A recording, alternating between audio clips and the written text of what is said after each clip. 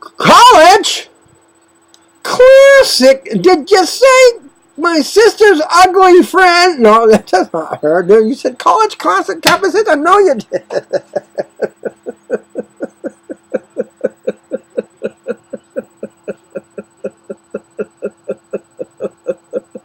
Okay. So anyway, so she's very ugly. She look like a man, don't she? Every girl is chasing her down the street. Ah, come here, I want to talk to you for a minute.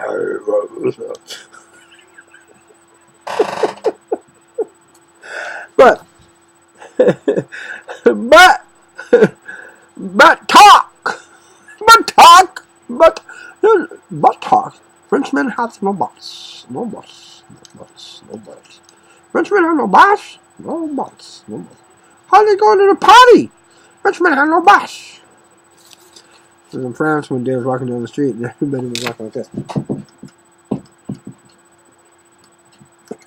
I said, Frenchmen have no boss. No boss?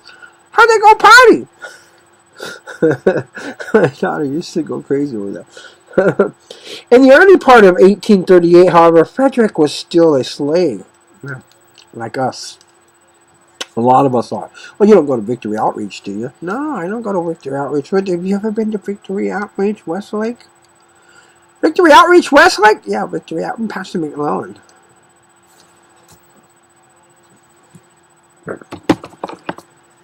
Oh, you mean Pastor McClellan? Are you talking about me? No, I'm not talking about you, Pastor McClellan. Don't worry. All right, because if you are, it's going to get tough around here, man.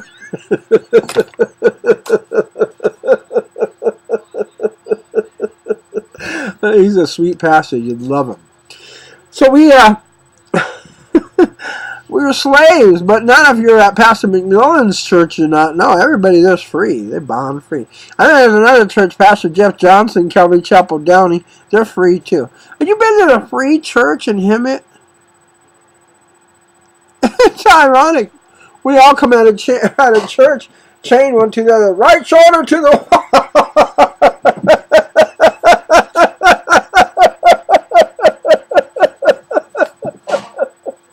But this is college classic campus hits, man. I'm telling you.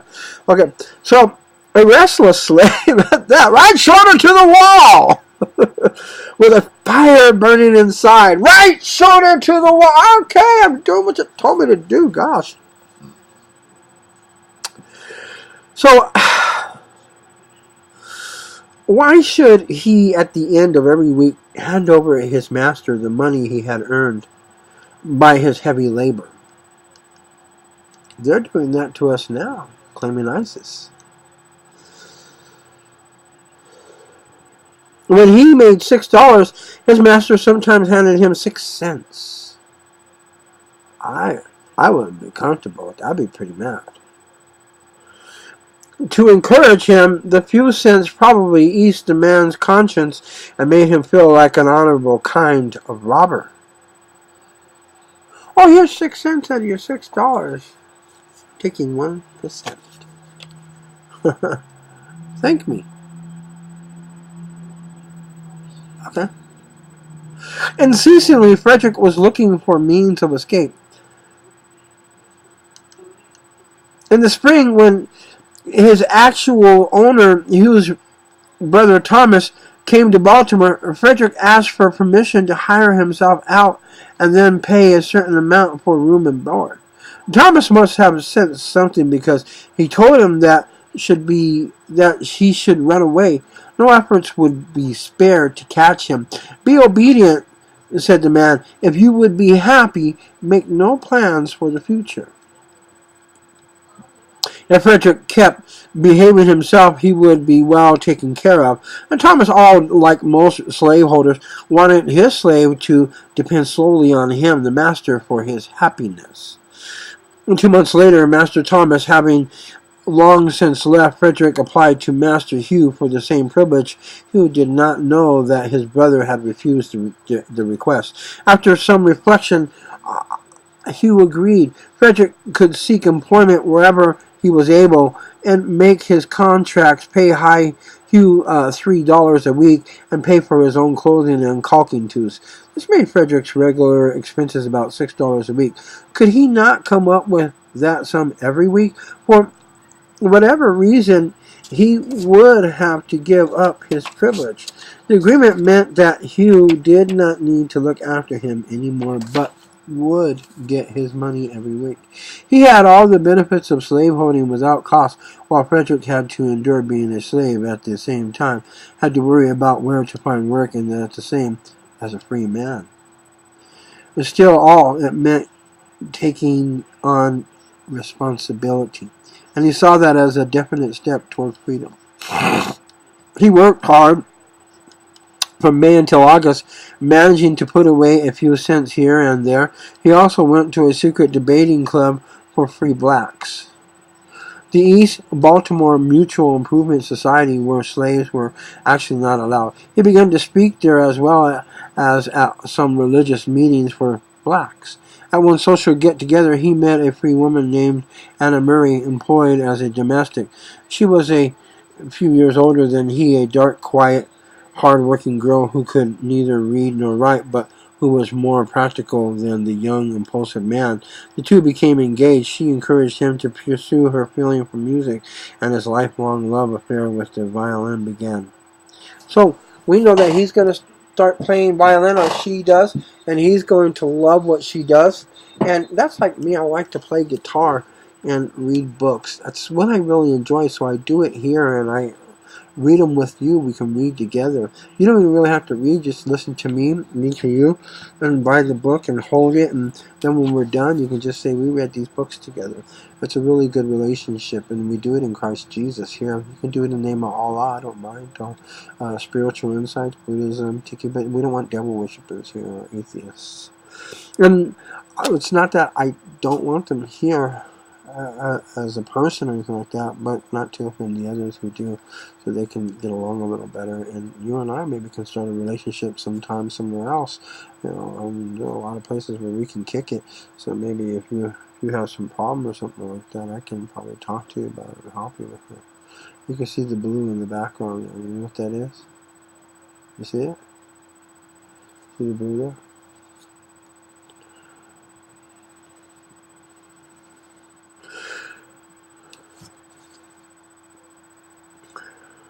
In August, his work privileges was revoked. He had been late paying the weekly amount due to having attended a meeting Saturday night, returning late and figuring he could pay the money Sunday morning. When he came to do so, Master Hugh was flaming mad.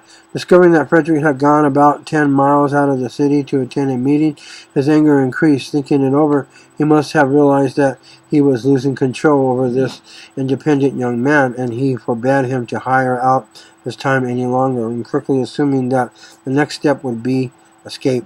Instead, they would return to the old system of Frederick working and bringing all the money home to him. Frederick decided to retaliate. The following week, he did not do one scrap of work. Came Saturday night when Hugh called upon him to bring the money. Frederick told him he had no wages. He had done no work, and Hugh came close to striking him then. But perhaps he saw something in the smoldering eyes, something that promised that this one would not take well to being hit, but would get back, blow for blow. Realizing that things might get stricter after this, even to the point of his being sold down south, Frederick decided to the next exact day to escape.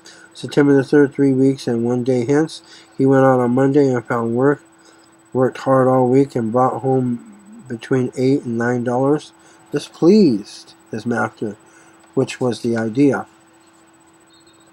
Frederick's main aim was to improve any suspicions harbored by Hugh Auld, wanting him to think that Frederick had finally accepted his condition. In those days and weeks right before his escape, the second week Frederick brought him again his full wages, well pleased the master, so that he handed over 5 cents with the words, "Make good use of it." Inside, Frederick reigned turmoil as he would leave good friends in Baltimore behind, most of whom he would be separated from forever.